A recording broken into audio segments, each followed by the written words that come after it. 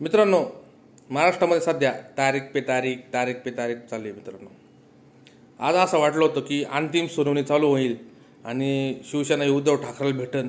आता आम्ही शिवसैनिक आहे बाळासाहेबांची, आम्हाला मनात असा आनंद होतो.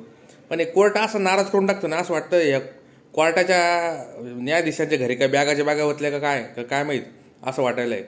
कारण तुम्ही बघा ना, तारीख आली, निवडणूक जवळ आली की तारीख सांगत्या, परत निवडणूक झाल्यानंतर तारीख देत्या, निवडणूक आली का परत तारीख देता, परत निवडणूक झाल्यानंतरची तारीख देता. आता मी तुम्ही विचार करा, आता जिल्हा परिषद, लोकसभा, पंचायत समिती, नगरपालिका, नगर परिषद यांच्या निवडणूक आहे. मेन म्हणजे मुंबईची निवडणूक आहे. आणि त्याच्यामध्ये सगळ्यात जास्त फायदा होणार तो भाजपाला. कसं काय, जर आत्ता शिवसेना जर उद्धव ठाकरे देऊन टाकली असती तर एकनाथ शिंदे अख्खा संपला असता, खरडून गद्दार अख्खा संपला असता. मग भाजपाला फायदा नसता आला. मग तिने काय केलं, आधी निवडणूक होऊन द्या, शिंदेचे 4-2 सीटं निवडून येऊ द्या, मग त्याच्या सपोर्टने आपण आपलं काय म्हणतात ते महापौर बनवू, आणि मग त्यानंतर निकाल लावू. शिंदेकडून हे काढून घ्यायचं, काय पक्ष काढून द्यायचं, उद्धव ठाकरे देऊन टाकायचं, म्हणजे न्याय व्यवस्थेत लोकांचा विश्वास राहील. पण तोपर्यंत आपला फायदा करून घेणे हे भाजपाने ठरवलं आहे. आणि ही गोष्ट अशीच होणार, 100% लिहून देतो मी, 100%. दादाचं पण तेच होणार. सगळ्या निवडणुका होणार भाजपाकाच, तरी तिकून काही करून सत्ता जर मिळवली भाजपाने, मुंबई इकडे तिकडे सत्ता मिळवली, मग यांच्या भुंडीवर राहतं दादाला पण आणि एकनाथ शिंदेला पण. कारण विधानसभेमध्ये काही 10-12 आमदार कमी, ते कुठून आणतील ते. हो, यांच्या मुंबई त्यांच्या ताब्यात आली तर झाली, संपली. 22 तारखेला अंतिम निकाल लागेल. एकनाथ शिंदेकडून शिवसेना निघून जाणार, ते ठाकरेकडे येणार. दादाकडून राष्ट्रवादी निघणार, ती शरद पवारकडे येणार. संपला विषय, बस. आणि असा 100% निकाल लागणार, याची गॅरंटी मी देतो. काही हो तिकडं असाच निकाल लागणार आहे. कारण आता एकनाथ शिंदेची आणि दादाची खच्चीकरण करायचं काम हळूहळू चालू झालं आहे.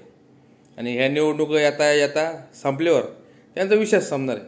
मग ते झोपटं उचलायचं आणि कुठं हिंडायचं, असं होणार आहे. मग एकमेव पक्ष राहणार भाजपा, अख्ख्या केंद्रात, राज्यात. आणि मुंबई, नाशिक, संभाजीनगर सगळ्यामध्ये भाजपा राहणार.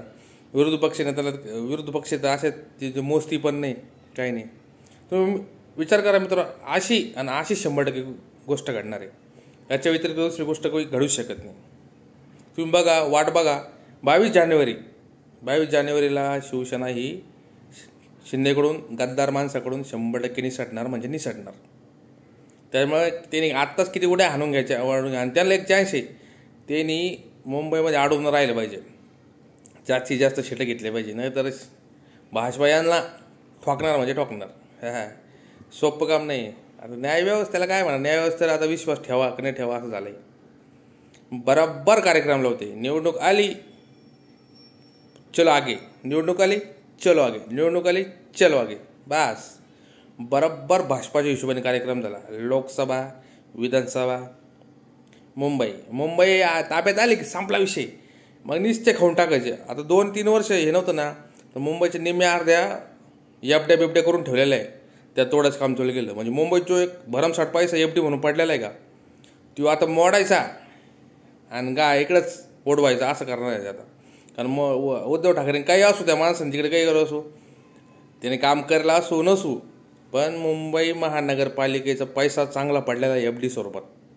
तो येईनी 2-3-4 वर्षामध्ये येईनी निमा किती करोड रुपये त्यांनी काढलेत भाजपावाल्यांनी, यांच्या हातमिळवणी करून प्रशासनाने. असा विषय बघू काय होतं मित्रांनो. एक शिवसैनिक म्हणून शिवसेना उद्धव ठाकरेंनी भेटले, हीच आमची इच्छा राहील.